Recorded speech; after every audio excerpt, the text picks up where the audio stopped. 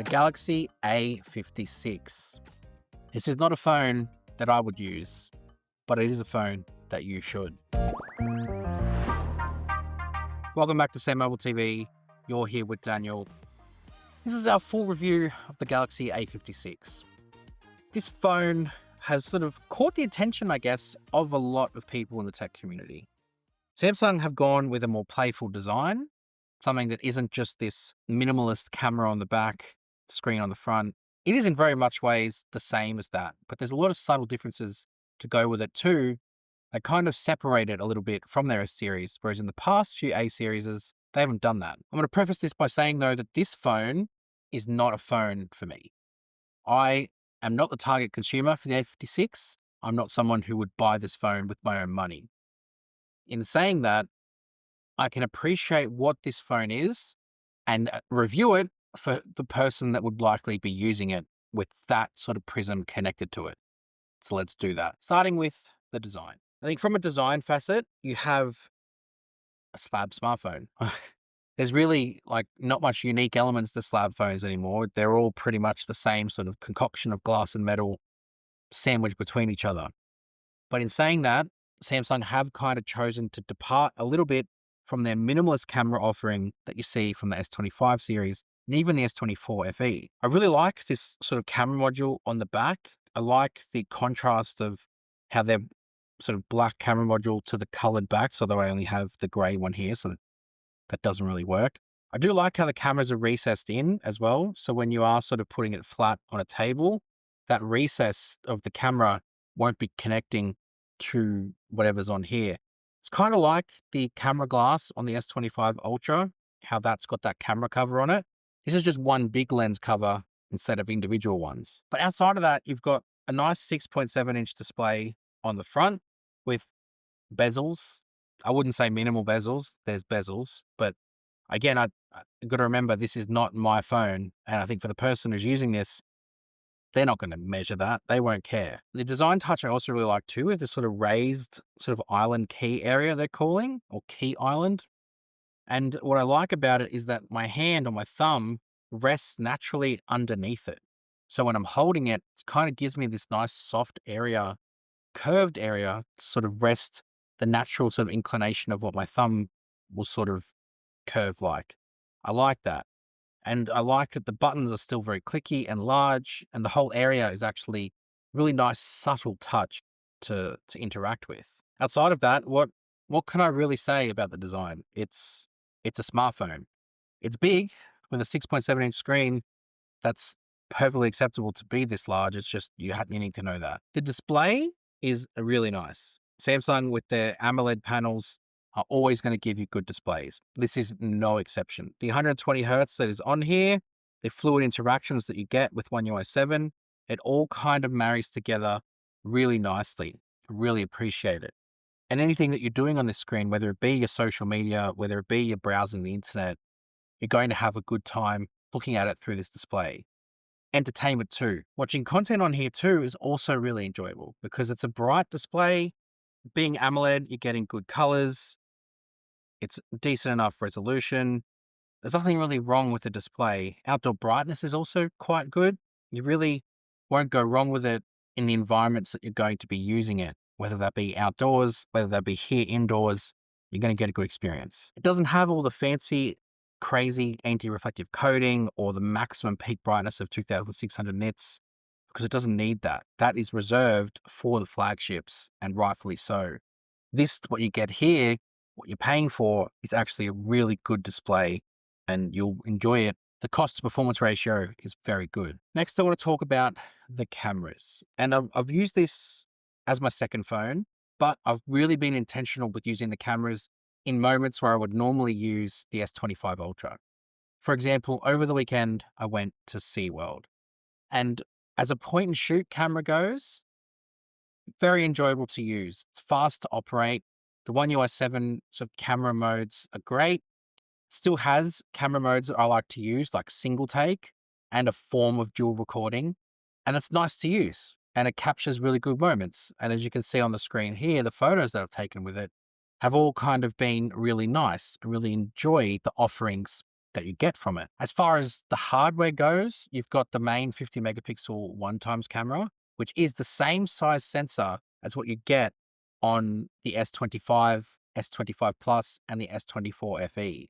It's not the same sensor, I don't believe, but in terms of physical size, it's that 1 in 1.56 inch sensor.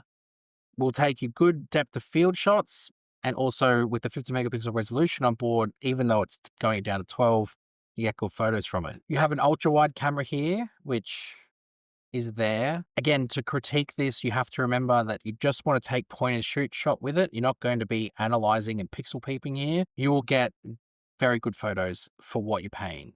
And the photos will be nicely dynamically ranged, and you'll get good colors and it'll be bright. I think that's what people associate at this end of the market with good photos, is that they're bright. And that's what the A56 does quite well. Then you've got, I could take or leave this camera, a 5 megapixel macro camera. I'm not sure why Samsung are persisting with macro. Honestly, put a 2x telephoto on here, and I think you've got a winner. I understand that you've got the 50 megapixel, which can crop to 2x and sort of preserve that resolution. But I think a 2x camera would just provide a better offering, and you could have a better zoom experience, longer range. The macro camera at 5 megapixel, just not detailed enough anymore. The detail in the photo is a little bit too soft. Even though it's impressive how close and it can focus and get, I just wish there was a little bit more that it had about it. Then you've got the camera modes that come with this thing. The fun mode, for example, which is a Snapchat filter mode. I don't know what to make of this. This is not something I will ever use.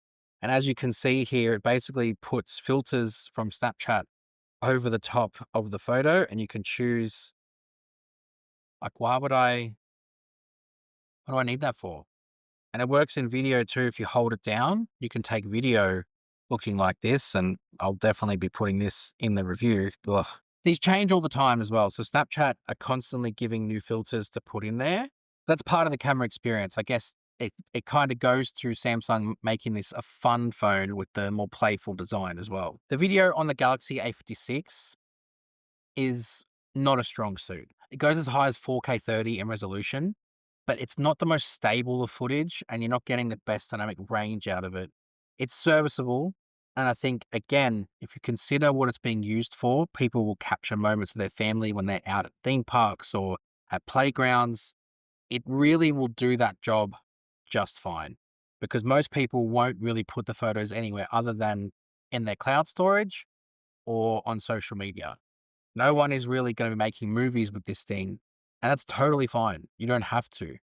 From the footage I've been putting up, you can really see that it does a good enough job, and that's all.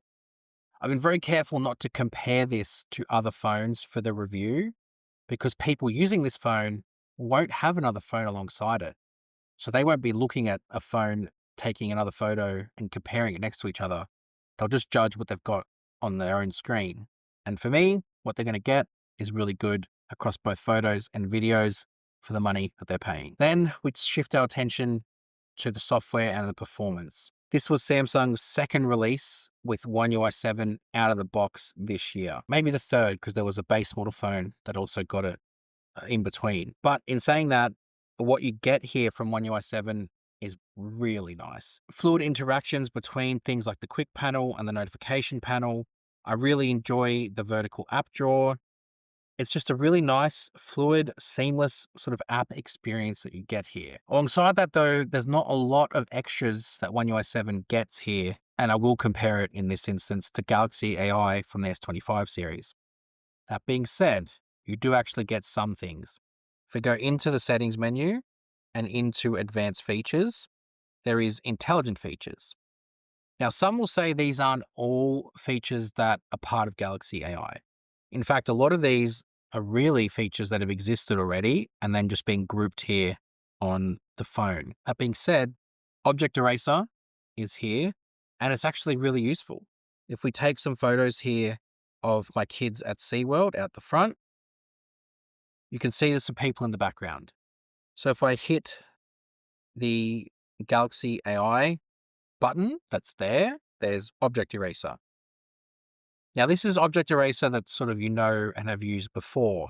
I imagine it's going to be a little bit more powerful. As you can see, it's automatically selected people in the background.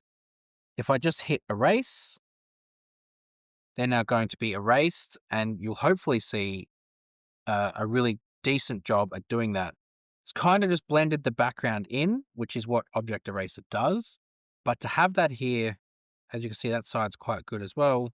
It's actually a really good option that it gives you, because when you do have these moments where people are sort of in the background, you don't need to worry too much about them being there. You can kind of just remove them. The other ones that you have there are all going to be quite useful as well. Things like auto trim, which will quickly cut down videos in the Studio app to sort of reduce their capacity in the storage, and then also just remove the stuff that you don't need from the video, and it'll just keep the highlights, as you can see. And then realistically, outside of that, One UI 7 and this phone performs excellent. The battery, 5,000 milliamp hours with 45-watt fast charging on an A series, is very good to have. And for how people will use this phone, will last them pretty much between 1.5 to 2 days, no problem. Because the way this phone performs for how people will use it is perfect.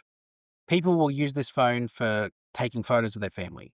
People will use this phone to browse social media. People will use this phone to go on the internet, maybe check some emails. There's not going to be too much more than that people will use this for. And honestly, how this does that is better than you need at all. So don't go making this phone out to be more than what it needs to be, because what it is and how it performs is perfect for the price point. So the Galaxy A56. I think it's Samsung's best mid-range A series in a while. It feels like they've actually put a bit more effort in terms of the design, even though it's not a drastic departure from what they've done before.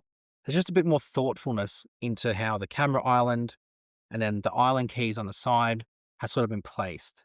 And then regarding the software, One UI 7 has given this whole thing a massive lift. So I'm really excited for the people that will get this phone, because it'll give them a Samsung experience at this price point that they've likely not had before. Let me know what you think about the Galaxy A56 in the comments below, and I'll see you guys next time.